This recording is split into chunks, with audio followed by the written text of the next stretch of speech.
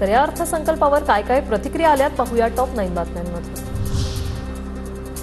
राज्याच्या अर्थसंकल्पात आश्वासनांचा महापूर। आश्वासनांना कंटाळून जनतेने लोकसभेत दणका दिला।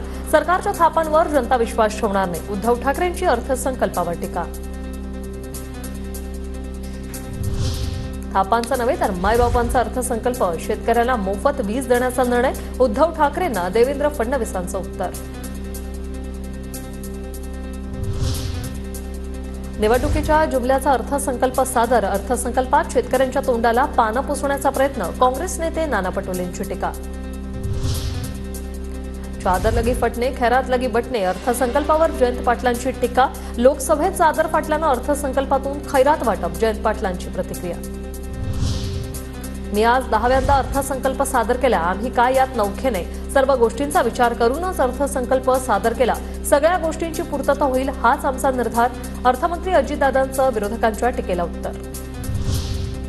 औरंगजेबाला ज्यांनी फादर मानलं त्यांना सादरीशिवाय काय दिसणार। मुख्यमंत्री एकनाथ शिंदे यांचं जयंत पाटलांना प्रत्युत्तर।